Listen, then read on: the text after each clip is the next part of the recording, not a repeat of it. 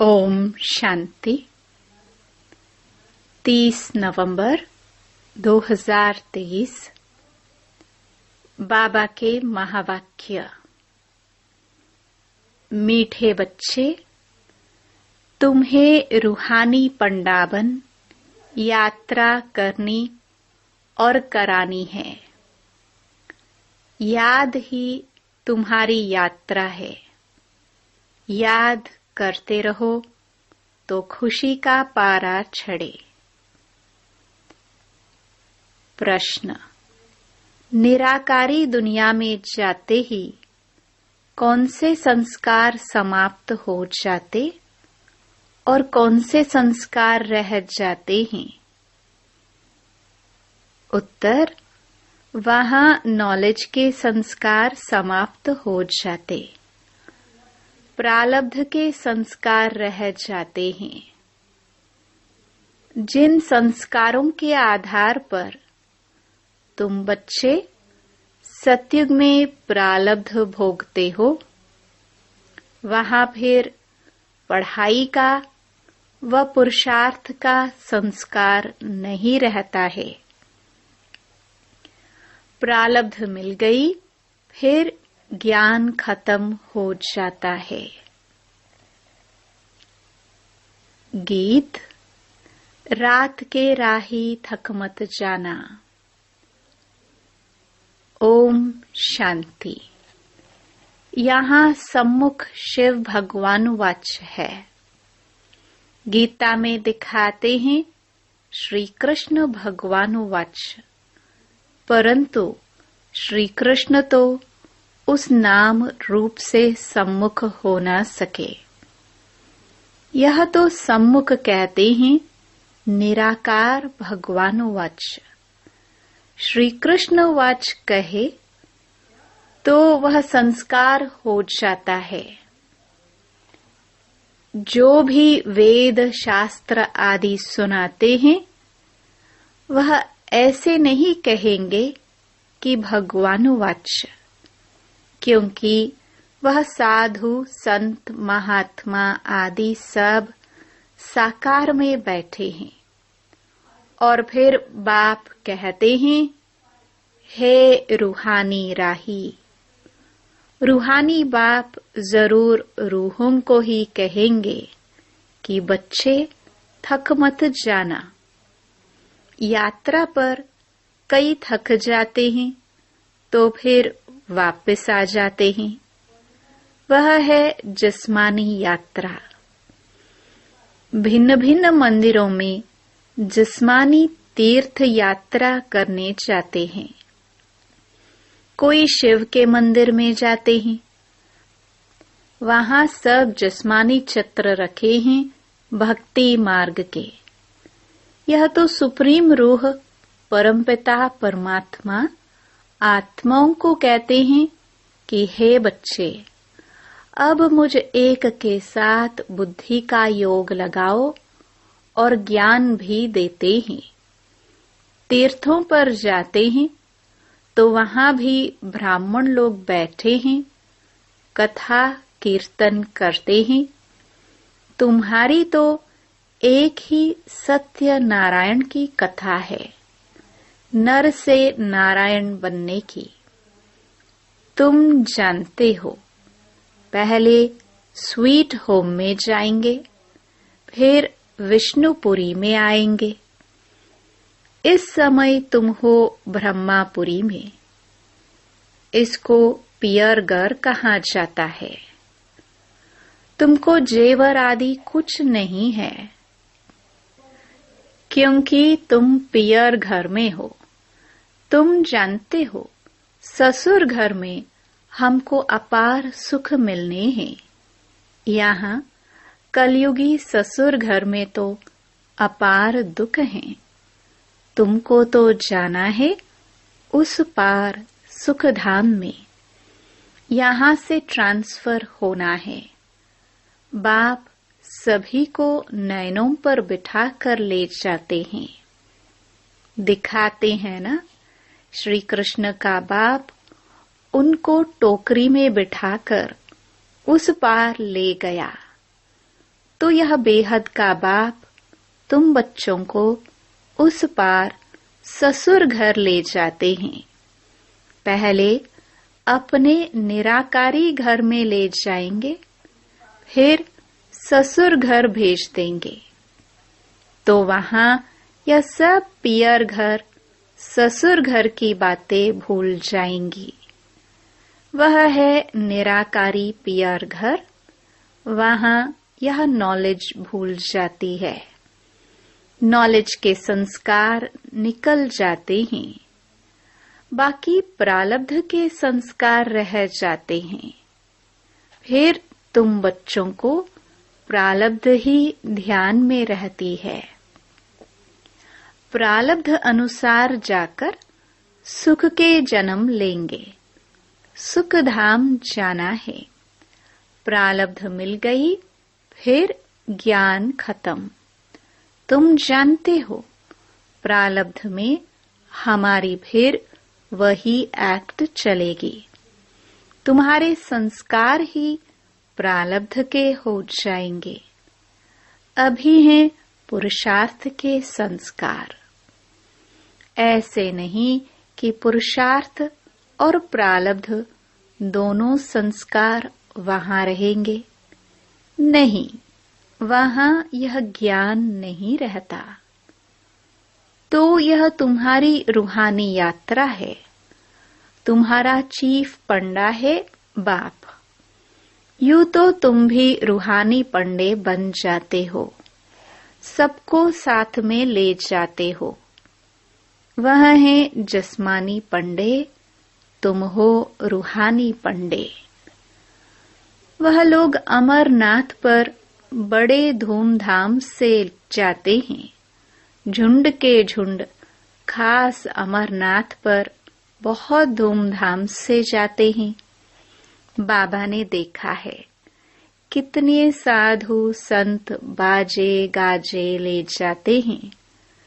साथ में डॉक्टर आदि भी ले जाते हैं, क्योंकि ठंडी का समय होता है।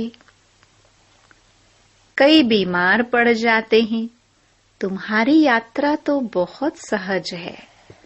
बाप कहते हैं याद में रहना ही तुम्हारी यात्रा है। याद मुख्य है। बच्चे याद करते रहे तो खुशी का पारा चढ़ा रहे। साथ में औरों को भी यात्रा पर ले जाना है। यह यात्रा एक ही बार होती है। वह जिस्मानी यात्राएं तो भक्ति मार्ग से शुरू होती हैं। वह भी कोई शुरुआत में नहीं होती। ऐसे नहीं कि फट से मंदिर चित्र आदि बन जाते हैं। वह तो आहिस्ते आहिस्ते बाद में बनते जाते हैं। पहले पहले शिव का मंदिर बनेगा। वह भी पहले घर में सोमनाथ का मंदिर बनाते हैं, तो फिर कहाँ जाने की दरकार नहीं रहती। यह मंदिर आदि बाद में बनते हैं, समय लगता है। आहिस्ते आहिस्ते नए शास्त्र, नए चित्र, नए मंदिर आदि बनते रहते। टाइम लगता है, क्योंकि पढ़ने वाले भी चाहिए ना। मठ आदि जब वृद्धि को पाएंगे, फिर विचार होगा शास्त्र बनाए। तो इतने तीर्थ स्थान बने, मंदिर बने, चित्र बने, टाइम लगता है ना। भल कहाँ जाता है कि भक्ति मार्ग द्वापर से शुरू होता है, परंतु टाइम तो लगता है ना। फिर कलाई कमती होती जाएगी। पहले अव्यभिचारी भक्ति, फिर व्यभिचारी भक्ति हो जाती है। ये सब बातें अच्छी रीति चित्रों पर सिद्ध कर बताई जाती है। समझाने वालों की बुद्धि में यही चलता रहेगा कि ऐसे ऐसे चित्र बनाए, यह समझाए। सबकी बुद्धि में नहीं चलेगा। नंबरवार है ना, कोई की बुद्धि बिल्कुल चलती नहीं, वह फिर पद भी ऐसे पाएंगे। मालूम पड़ जाता है यह क्या बनेंगे। जितना आगे चलेंगे तुम समझते जाएंगे। जब लड़ाई आदि लगेगी फिर प्रैक्टिकल देख लेंगे, फिर बहुत पछताएंगे। उस समय पढ़ाई तो हो ना सके, लड़ाई के समय त्राही त्राही होती रहेगी। सुन नहीं सकेंगे, पता नहीं क्या हो जाएगा। पार्टीशन हुआ तो क्या हो गया, देखा ना। यह विनाश का समय बहुत कड़ा है। हाँ, बाकी साक्षात्कार आदि बहुत होंगे जिससे जान जाएंगे कि यह कितना पढ़ा है। बहुत पछताएंगे भी और साक्षात्कार होंगे। देखो, तुमने पढ़ाई छोड़ दी तब यह हाल हुआ है। धर्मराज साक्षात्कार कराने सिवाय सजाए कैसे देंगे? सब साक्षात्कार कराएंगे, फिर उस समय कर कुछ नहीं सकेंगे। कहेंगे हाय तकदीर। तदबीर का समय तो गया, तो बाप कहते हैं क्यों नहीं अभी पुरुषार्थ करते हो? सर्विस से ही दिल पर चढ़ेंगे। बाप कहेंगे यह बच्चे अच्छी सर्विस करते हैं। मिलिट्री का कोई मरता है तो उनके मित्र संबंधियों आदि को भी इनाम देते हैं। यहाँ तुमको इनाम देने वाला है बेहद का बाप। बाप से भविष्य 21 जन्मों के लिए इनाम मिलता है। यह तो हर एक को अपनी दिल पर हाथ रख पूछना है कि मैं कितना पढ़ता हूँ। धारणा नहीं होती तो गोया तकदीर में नहीं है। कहेंगे कर्म ही ऐसे फूटे हुए हैं। बहुत खराब कर्म करने वाले कुछ उठा नहीं सकते हैं। बाप समझाते हैं, मीठे बच्चे, तुम्हें इस रूहानी यात्रा पर अपने साथियों को भी ले जाना है। फर्ज है हर एक को यह यात्रा की बात बताना। बोलो, हमारी यह रूहानी यात्रा है, वह है जिस्मानी। दिखाते हैं रंगून की तरफ एक छमछम तालाब है, जहां स्नान करने से परी बन जाते हैं। लेकिन वह परी आदि तो बनते नहीं। यह है ज्ञान स्नान करने की बात, जिससे फिर तुम बहिश्त की बीबी बन जाते हो और ज्ञान योग बल से वैकुंठ में आना जाना तो तुम्हारे लिए कॉमन बात है।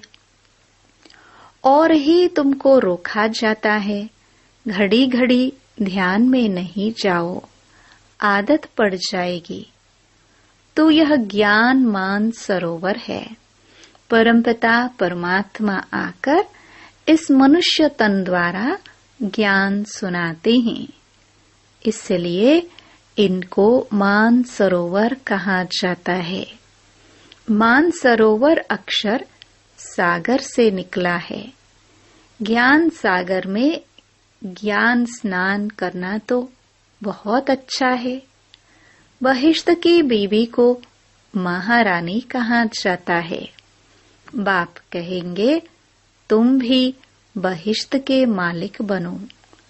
बच्चों पर लव रहता है, हर एक पर रहम पड़ता है, साधुओं पर ही रहम आता है। यह तो गीता में लिखा हुआ है कि साधुओं का भी उद्धार करते हैं। उद्धार होता है ज्ञान योग से। तुम बच्चों में समझाने की बड़ी फुर्ती चाहिए। बोलो, तुम और तो सब जानते हो, लेकिन छांझ जानते हो। बाकी मक्खन खिलाने वाले को तुम जानते ही नहीं हो। बाप कितनी अच्छी रीति समझाते हैं, परंतु किसकी बुद्धि में भी बैठे ना। बाप को जानने से मनुष्य हीरे जैसा बनते हैं, न जानने से मनुष्य कौड़ी मिसल बिल्कुल पतित हैं। बाप को जानने से ही पावन बनते हैं। पतित दुनिया में कोई पावन हो ना सके। तो जो महारथी बच्चे हैं वह अच्छी रीति समझा सकेंगे। कितने ढेर ब्रह्मा कुमार कुमारियां हैं। प्रजापिता ब्रह्मा नाम भी मशहूर है। प्रजापिता ब्रह्मा के यह है मुख वंशावली। ब्रह्मा को ही 100 भुजा 1000 भुजा दिखाते हैं। यह भी समझाया जाता है, इतनी भुजाएं तो हो नहीं सकती। बाकी ब्रह्मा तो बहुत बछड़े वाले हैं। ब्रह्मा फिर किसका बच्चा? इनका तो बाप है ना। ब्रह्मा है शिव बाबा का बच्चा। इनका और कौन बाप हो सकता? मनुष्य तो हो ना सके। ब्रह्मा विष्णु शंकर गाए जाते हैं सूक्ष्म वतन के। वह तो यहाँ आ ना सके। प्रजापिता ब्रह्मा तो जरूर यहाँ होगा ना। सूक्ष्म वतन में तो प्रजा नहीं रचेंगे। तो परमपिता परमात्मा आकर इस ब्रह्मा मुख द्वारा शक्ति सेना रचते हैं। पहले पहले परिचय देना है, हम ब्रह्मा मुख वंशावली हैं। तुम भी ब्रह्मा के बच्चे हो ना। प्रजापिता ब्रह्मा है, सबका बाप। फिर उनसे और बिरादरियां निकलती हैं, नाम बदलते जाते हैं। अब तुम ब्राह्मण हो। प्रैक्टिकल में देखो, प्रजापिता ब्रह्मा की कितनी औलाद हैं। जरूर औलाद को वर्षा मिलता होगा। ब्रह्मा के पास तो कोई प्रॉपर्टी है नहीं। प्रॉपर्टी है शिव बाबा के पास। ब्रह्मा वल्लद शिव। बेहद के बाप से ही वर्षा मिलता है। ब्रह्मा द्वारा शिव बाबा बैठ पढ़ाते हैं। हमको दादे का वर्षा मिलता है। बाबा समझाते तो बहुत हैं, परंतु योग नहीं, कायदे पर नहीं चलते तो बाप भी क्या करे। बाप कहते हैं इनकी तकदीर। अगर बाबा से पूछे तो बाबा बता सकते हैं इस हालत में तुम्हारा क्या पद होगा। दिल भी गवाही देता है, मैं कितनी सर्विस करता हूँ, श्रीमत पर कहाँ तक चलता हूँ। श्रीमत कहती है मन मना भव। सबको बाप और वर्षे का परिचय देते रहते हैं। ढिंडोरा भी पीटते रहते हैं। बाबा इशारा देते रहते हैं, तुम्हें गवर्नमेंट को भी समझाना है। जो वह भी समझे बरोबर भारत की ताकत ही चली गई है। परमपिता परमात्मा सर्वशक्तिमान से योग ही नहीं है। इनसे तुम योग लगाते हो तो एकदम विश्व के मालिक बनते हो। माया पर भी तुम जीत पहनते हो। गृहस्थ व्यवहार में रहते माया पर जीत पानी है। हमारा मददगार बाप है। कितना समझाया जाता है, धारणा करनी चाहिए। बाबा ने समझाया है, धन दिए धन ना खूटे। सर्विस करेंगे तब बाबा की दिल पर चढ़ सकेंगे, नहीं तो इम्पॉसिबल है। इसका मतलब यह नहीं कि बाबा प्यार नहीं करते। बाबा प्यार सर्विसेबल को करेंगे। मेहनत करनी चाहिए। सबको यात्रा लायक बनाते हैं। मन मनाभव, यह है रूहानी यात्रा। मुझे याद करो तो तुम मेरे पास पहुंच जाएंगे। शिवपुरी में आकर फिर विष्णुपुरी में चले जाएंगे। यह बातें सिर्फ तुम बच्चे जानते हो। कोई और मन मनाभव का अर्थ समझते नहीं। पढ़ते तो बहुत हैं। बाप महामंत्र देते हैं, मुझे याद करो तो तुम विक्रमाजीत बन जाएंगे। अच्छा, मीठे मीठे सिखिलदे बच्चों प्रति मात पिता बाप दादा का याद प्यार और गुड मॉर्निंग। रूहानी बाप की रूहानी बच्चों को नमस्ते। धारणा के लिए मुख्य सार। पहला, ज्ञान स्नान करना है। प्यार से सर्विस कर बाप के दिल तख्त पर बैठना है। पुरुषार्थ के समय में अलबेला नहीं बनना है। दूसरा, बाप की पलकों पर बैठ कलयुगी दुखधाम से सुखधाम चलना है। इसलिए अपना सब कुछ ट्रांसफर कर देना है। वरदान।